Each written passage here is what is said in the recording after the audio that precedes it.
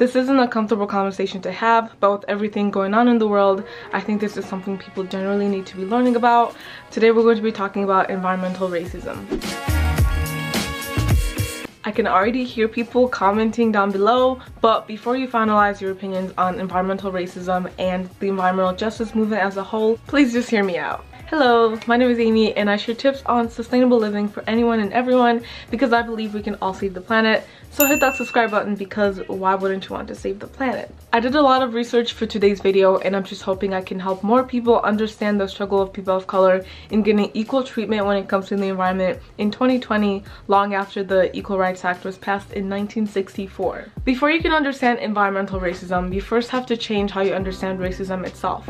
From a young age, we're taught this very narrow and interpersonal definition of racism. We learn that racism is treating people differently because of their race. We learn to become friends with people of different races, and we learned that white people should never say the N-word. It seems like TikTok boys didn't learn that last one, but for the most part, we learned that we shouldn't be treating people differently because of their skin color. Of course, interpersonal racism still exists. There was the Charleston church shooting that happened a while back, and there have been instances of black people hanging from trees recently, and we can't forget that the KKK still exists and are definitely connected to my earlier point of black people just hanging from trees.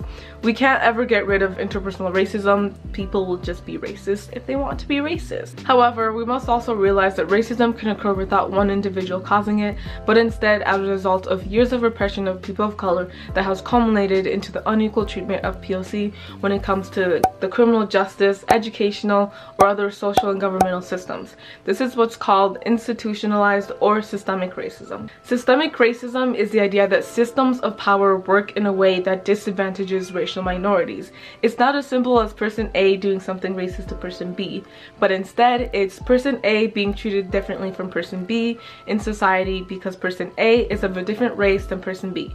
They're treated differently by cops, have different levels of representation in the media, have different experiences at the hospital, get pulled over at different rates, have different educational opportunities, and one clearly has more foundation shades to choose from. Nothing in life is black and white, so of course some of these differences can be attributed to the individual life circumstances of person A and person B, but race cannot be disregarded as a factor that can explain why person A and person B are treated differently in society. That rhymed. Systemic racism is the reason that years after Jim Crow, slavery, and segregation have ended, black people and other racial minorities still face problems in society that white people just don't have to deal with at the same rate. For example, black men and women are disproportionately killed by the police and make up a bigger share of the prison population than they should. Studies also show that job applicants with black sounding names who have the same qualifications as white applicants get fewer callbacks even though they're basically like the same person. So when understanding systemic racism as systems of power that discriminate based on race,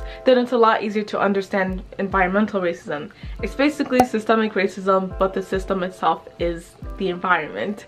I hope you understand now why I started off this video kind of building up the idea of systemic racism. Environmental racism is how institutions function in a way that disproportionately places environmental damages and harm in minority neighborhoods. We're going to come back to this later, but some broad examples of environmental racism include policies that disproportionately negatively impacts people of color, the unequal enforcement of environmental protection laws, and overwhelmingly citing landfills and other toxic industries in black and brown neighborhoods. Now that we have a working definition of environmental racism, let's take a look at the historical context that led up to its existence in modern day society.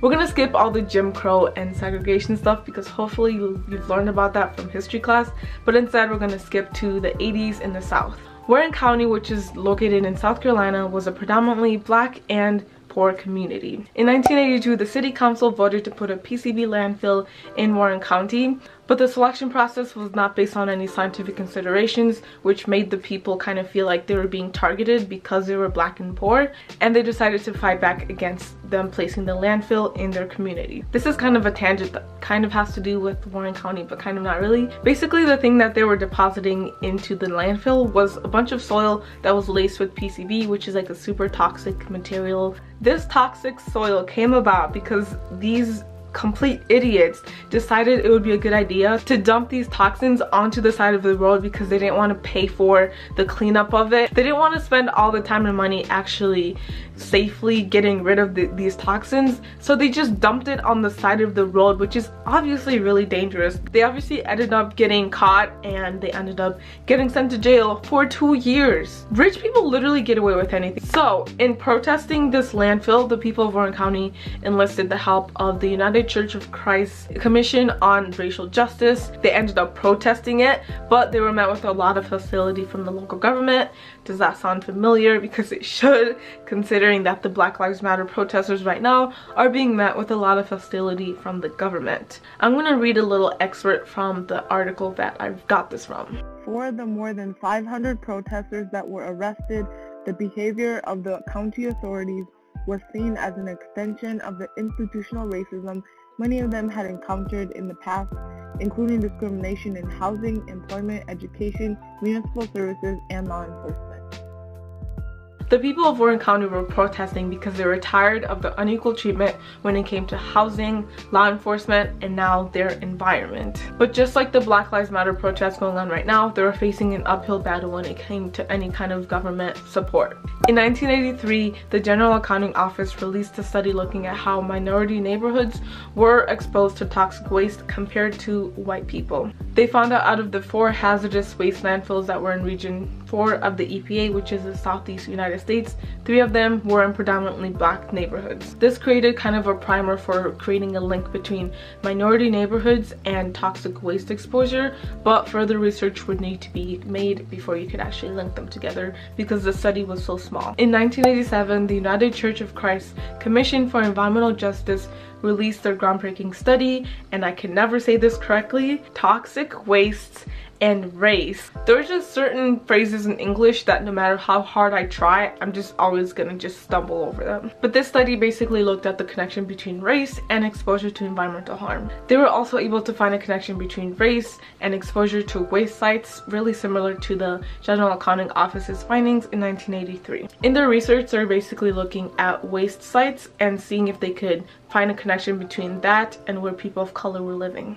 And what they ended up discovering was that race was the #1 predictor of where waste disposal sites were. And they also discovered that the higher the percentage of minorities, the more likely it was that a waste disposal site would be located in an area. Also, 3 out of the 5 biggest commercial landfills in the entire country, which account for 40% of commercial landfill capacity, are actually located in predominantly African or black communities. We can't really tell if the landfills were placed there and then the land values went down, or if the landfills were placed there because the land values were down, but we still see a connection with race and where landfills are placed. Correlation does not always equal causation, but we definitely see a racial bias in where landfills are placed across the country. In 1990, there was a release of Dumping Dixie, which is an iconic book in the environmental justice movement. I haven't read it yet, but it is definitely on my reading list. This book is all about the connection between race, class, and the environment. This book uses case studies and surveys to show how people of color endure a disproportionate amount of environmental pollution in this country. The author finds a clear link between race and exposure to environmental harm. For example, he found that 82% of black people in Atlanta lived in wayside areas compared to only 62% of white people. And in Los Angeles, 80% of Latinas lived in wayside areas compared to only 30% of white people. At the time of the release of Dumping in Dixie, not many people even believed there was inequality when it came to the environment. But this book really just kind of kickstarted this conversation of environmental racism and environmental justice, and kind of talking about why and how people of color aren't having the same kind of environmental treatment as white people. In 1991, the first National People of Color Environmental Leadership Summit happened in Washington, D.C. Over 650 leaders from across the country and even Mexico met to discuss the environmental mistreatment of people of color. They kickstarted the principles of environmental justice, which kind of made environmental racism like an actual thing, and kickstarted the environmental justice movement. Then in 1992, the EPA created the Office of Environmental Justice, which is basically tasked with decreasing the burden burden of vulnerable communities when it came to environmental pollution, and also just making more sustainable communities across the country. The symposium, titled Health and Research Needs to Ensure Environmental Justice, happened in 1994. The people that attended this were just a wide variety of people, including academics, agency heads, leaders in the environmental justice movement, and just other stakeholders. They basically just talked about environmental justice and tried to come up with ideas onto how to fix it. We're still talking about this to this day, so obviously they weren't able to do that. In 1994, President Bill Clinton passed an executive order which basically asked all of the agencies under the president to have environmental justice in their programs. And then along with this came the Interagency Working Group on Environmental Justice, and this was basically just a group meant to like a liaison to connect everyone and make sure that they're actually making environmental justice a priority in their operations. And then finally in 2010, Obama held an environmental justice panel at the White House, which is just a big deal because it continues the efforts of presidents acknowledging that environmental racism is a problem and we need to fix it. But since then, Trump is in office, and as you can see, not much has been done. In fact, he's kind of rolling back programs because, as you can tell, environmental justice isn't really his thing. Neither is like the environment or racial justice. So like, you best believe that environmental racism is not something that's on his radar at all. Now that we have an understanding of the history of environmental racism and kind of how we got today, let's look at how it works in society. So just a refresher on the definition, environmental racism is how institutions function in a way that disproportionately places environmental harm and environmental damages in minority neighborhoods. First, let's see where toxic industries like factories, landfills, and pipelines are placed. You can infer that it is in minority neighborhoods. Yes, economics plays a major role in this disparity, but hold your horses, we're going to get back to that later in the video. Landfill placement is probably the most well-researched and statistically backed environmental racism claim. Keep in mind that this is what started the movement, but to this day we still see bias in where landfills are placed. Like I mentioned earlier, economics does play a part because when a community is poor and doesn't have really much political representation, then it's a lot easier to take advantage of them. And in Dumping in Dixie, it talks about how black and brown neighborhoods just don't have the same political power as white neighborhoods. So when landfills are being placed there, they just aren't able to have as much pushback and have their voices heard in these situations. A quote from the 1994 California Waste Disposal Board really exposes this reality. Let me read to you directly from what they said. Middle and higher socioeconomic strata neighborhoods should not fall within the 1 mile to 5 mile radius of the proposed site. So basically they're saying that they don't want their landfill to fall anywhere close to super like wealthy or even middle income neighborhoods, because they just don't want to have to like fight the landfill being placed there. But if you put it in a poor neighborhood, then it's a lot easier for that to go through, and oftentimes these poor neighborhoods are black neighborhoods. This concept is called NIMBY, which stands for not in my backyard, and the only people who are able to say not in my backyard are people who have the political connections and the money to actually fight landfills being placed in the communities. So what ends up happening is that it ends up in the people who can't say not in my backyard, and it ends up in their backyard. And before people get too entrenched in the idea that it's economics that's causing these disparities, the United Church of Christ report that I mentioned earlier found that race was the biggest indicator of where landfills are placed. So even though economics is at play, just keep in mind that it is race. This video is about environmental racism, not environmental classism, which honestly could be its own phrase. So in the report, they found that race was the biggest factor, but they also found other factors that contribute to landfills being placed more in minority neighborhoods that are kind of connected to economics and race. One is that the land that people of color live on is usually cheaper. So, you know, if you're running a business, you want cheap land, so it makes sense. The second one that I've also mentioned is a lack of political participation. And then the third one is that black people just aren't able to take advantage of upward mobility as much as white people do for various reasons. Looking through my notes, I completely lost where I got these statistics from, but there was basically an article that I read where it showed that poor white people are more likely to live in better neighborhoods than are poor black people. So the author of this report basically concluded in saying that the combination of the cheap land, lack of social mobility, and also lack of political participation in these communities kind of comes together to create what he coined environmental racism, which is what this video is about. This video is already way too long for me to get into third world countries and how environmental racism plays out there, where these people are mining toxic metals with little to no protections, or creating leather, which is just horrible for the water systems and the health of the communities. It's just, this video is going to be too long if I get into that, so we're just going to focus on toxic industries in the United States and how that contributes to horrible health outcomes in our communities here.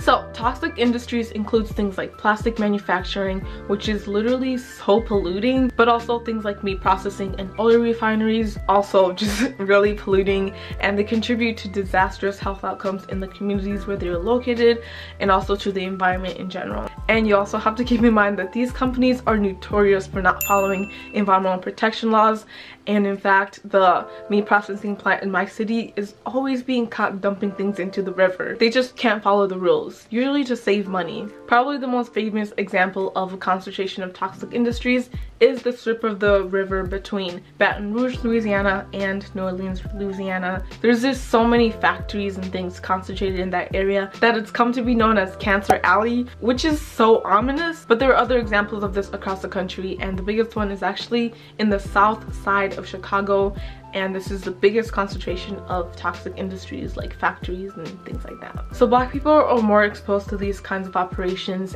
and this leads to higher exposure to things that could cause cancer and other illnesses, which is completely horrifying. So specifically talking about oil refineries, black people are 75% more likely to live on a fence line, which is a community that lives literally on the fence of like an oil refinery, and this just leads to horrible health outcomes in the community. And it's really sad that people of color, especially black people, are just more exposed to it, and this really shouldn't be happening. A statistic that I found that makes me really sad is that 13.4% of black kids have asthma compared to only 7.3% of white kids. Don't tell me that it's the culture of black people that contributes to this. The second major way in how environmental racism exists in society is through the enforcement of laws and regulations. So like I've been talking about, black people and other racial minorities just get exposed to more toxic water, toxic air, and have worse health outcomes because of it. But the other part of the problem is that there's not as much remediation in these issues,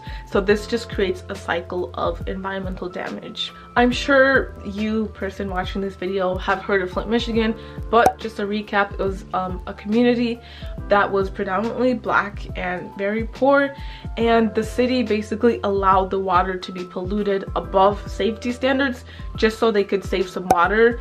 And it was just heartbreaking to hear, and the fact is that they still don't have clean drinking water in Flint today, and there are other communities across the country that are suffering from these problems, and the cities just aren't doing anything about it. So Flint is technically just a case study, but a study in environmental health kind of goes further into water pollution and if there is a disproportionate impact of what communities have polluted water and which communities don't. And this study takes a look at nitrates, which are the pollutants that are most commonly found in violation of water standards. An elevated level of nitrates in drinking water is really bad because it can contribute to birth defects and also increase the rate of cancer, and this is something that was found in the drinking water in Flint, Michigan. In the study, they found that 5.6 million people are actually exposed to higher nitrates than they should be, which is just insane.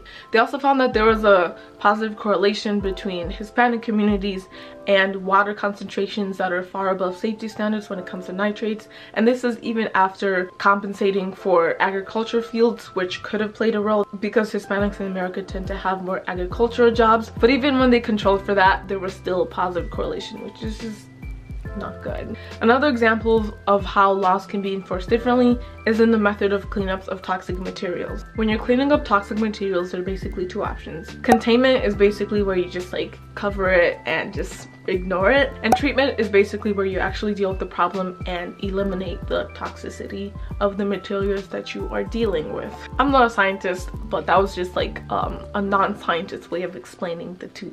Toxic waste sites that were in minority neighborhoods actually took 20% longer to get on the national priority list And then they were also more likely to be chosen for containment rather than cleanup. And containment, as you may guess, is just not as good for the environment and the people who live in the area. So now let's talk about penalties. There are toxic waste laws that govern how people, and more specifically companies, have to handle toxic waste. And when people break these laws, then obviously fines have to be paid. In an article that I read, fines for minority neighborhoods were consistently lower than that of white neighborhoods. In fact, penalties under hazardous waste laws at sites having the greatest white population were about 500% higher than penalties at sites with the greatest minority populations. But also have to add that when you account for cases that were settled, then the disparity goes down to 157% instead of 500%. And the reason is that cases that actually go to court are going to have so many different variables that contribute to what the settlement paid out is. And like we talked about earlier, white communities, which are probably going to be a more affluent community, just have the resources to probably get that higher fine. So when you account for those cases and just kind of sweep them to the side, then the disparity is lower. But for the most part, penalties in minority communities are just lower than that of white communities. Finally, I just wanted to talk a little bit about this country's history of violating the rights of Native Americans when it comes to their land and building pipelines that they didn't ask for. These are federally protected lands, but oftentimes companies will be given permission from the government to build a pipeline through a Native American reservation, even though the people on that reservation are not agreeing to it, which is just so completely violating of the rights of Native American people to their land. Pipelines will just always leak. So when you continue to build pipelines through Native American lands, through Native American waters that are sacred to them and are important for their well-being, I think it's just completely violating their rights and is just disrespectful. And then people will say that it's because it creates jobs. First of all, it's temporary jobs. Also, find a different route that doesn't go through Native American land. So how about we start there instead of forcing Native Americans to have pipelines go through their lands that they didn't ask for. This just came to me as I was finalizing the script, but I just am reminded of how when it comes to hurricane responses, POC communities always get the short end of the stick. When you think of like Hurricane Katrina and what a disaster that was, and then more recently in Puerto Rico, how they were treated like they did something wrong when a hurricane was not their fault. Just the way that these hurricane responses are when it comes to people of color versus other communities, it's just really sad to see. It'd be kind of silly of me to try and prove that environmental racism exists without countering the people that don't believe in it. So I'm going to be going over two main arguments as to why environmental racism doesn't exist and why I'm right and you're wrong. First is that it's just economics that are causing the disparity and that race has nothing to do with it. I mean, first of all, we shouldn't be okay with toxic industries being placed in poor neighborhoods. Like, being poor shouldn't mean that you just automatically have to deal with bad health problems.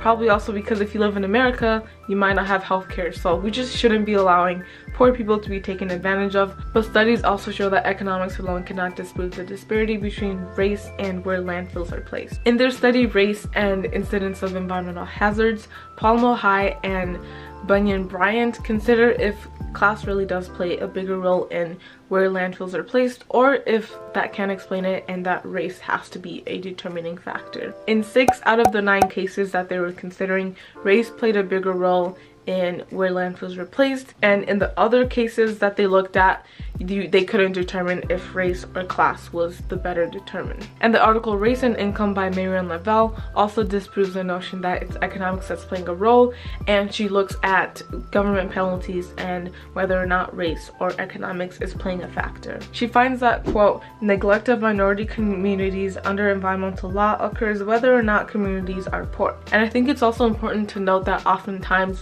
when we separate race and poverty, we're doing it to point to poverty as the problem, when oftentimes race and poverty come hand in hand. In the past, things like redlining kept Black communities poor and segregated from white communities, and to this day, the actions that happened in the 60s are actually contributing to the huge wealth gap that we see in white versus Black communities.